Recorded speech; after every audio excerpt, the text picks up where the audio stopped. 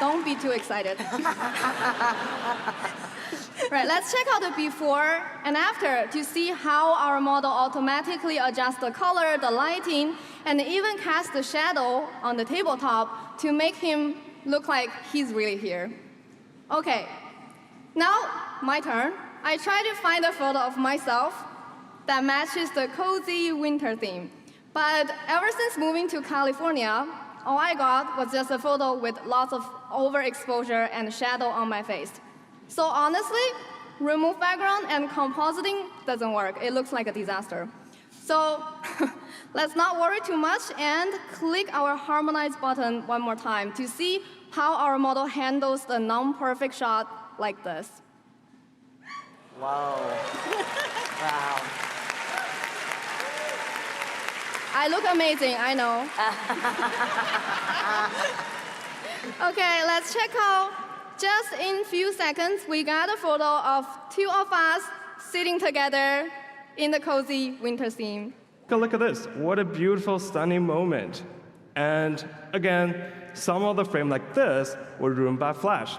And if you take a closer look, the explosion of the firework completely overexposed the frame, and there's no way that you can use content verifier to fix this. Well, let's use product clean machine. First, detect, and then remove. Whoa. All the flashes are gone.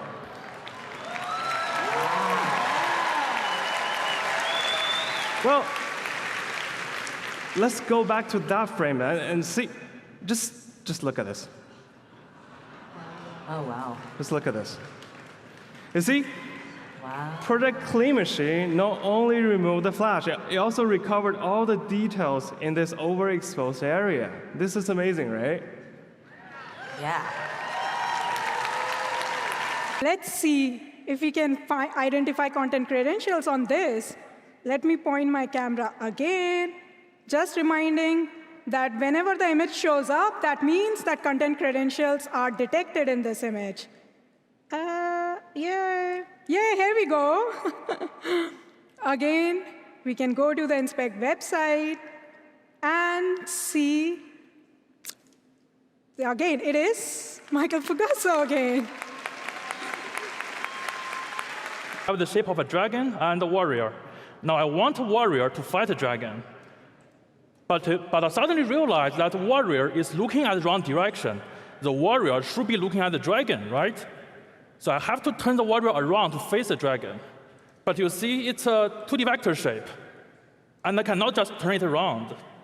Now, normally, I'll have to redraw the entire shape, which is going to take a lot of time. But here, let me show you our new tool. I'll just need to select the shape and click this Generative Views button. And then I can just rotate the shape by simply dragging this slider.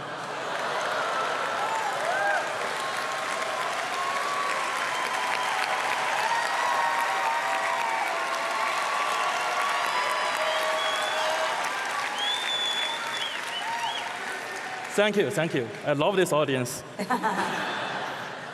Yeah, that's it. That's how you do rotation.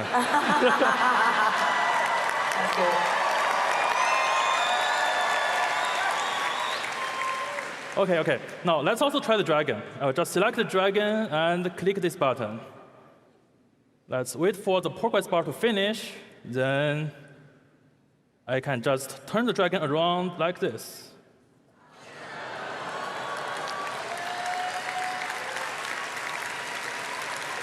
That's it. Here I have the same shape as the first scene, but now I want to view the scene from a higher viewpoint. Let's see how we can do that. I'll first rotate this warrior like this. And then the dragon.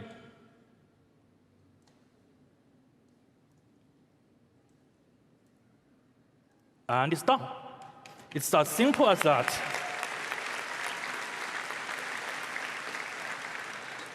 Now, I'll also add the warrior's horse.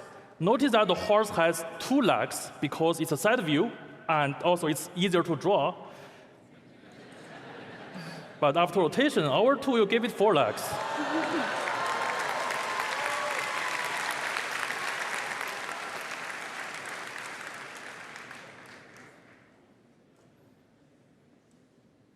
Okay, now I will also add a few bats.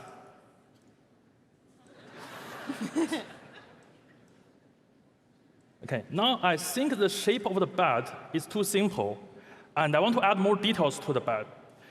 And luckily, I don't have to edit all the bats one by one, because all of them are rotated versions of the same original bat, which is this one. So to edit all of them, I just need to edit this one. Let's add a pair of horns, and then I can simply click the Update Views button. Now all the bats have horns.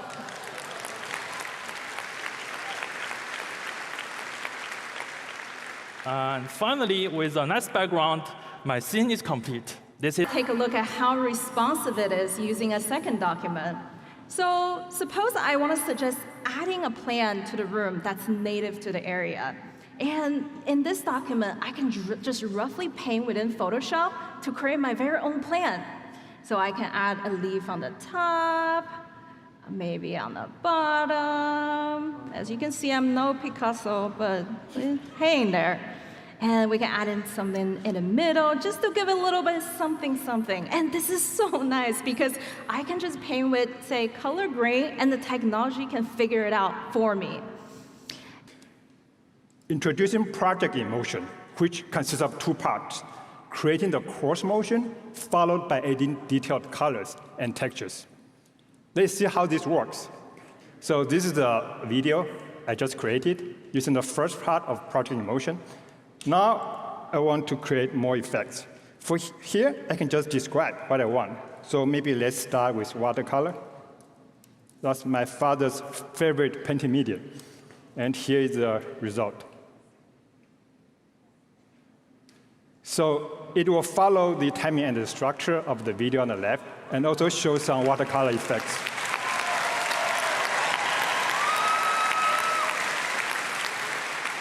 To start, I can simply type in a cozy campsite. It will analyze the prompts, give me some related 3D objects, and then assemble them into a 3D scene within a few seconds. Let's wait for the result. Yeah, great. This is the campsite. It's just generated a scene with one prompt. But that's only half of it, because I can also type in a cozy campsite for image generation. And it will generate exactly the same view as we are seeing here. Yeah, here it is. Oh. Wow. Here's a sketch that I whipped for the costume cocktail party, and I was trying to create a poster out of it. You know the drill, right? Selecting fonts, adjusting layouts. Redoing this all over again is like a slow stroll through the land of busy work. What if we could skip all that? I simply select my sketch and hit Sketch to Layout. Hold on for a while, and boom!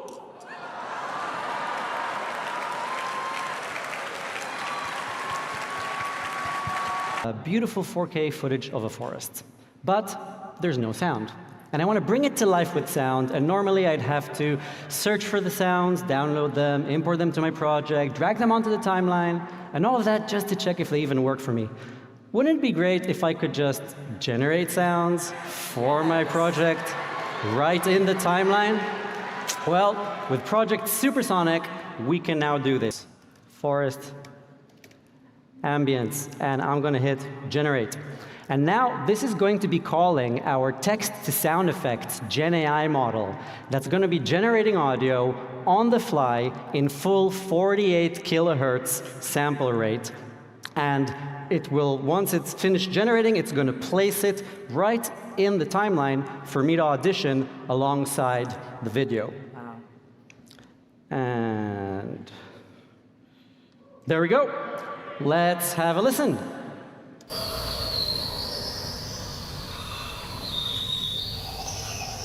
Sounds like a forest to me. Huh? All right.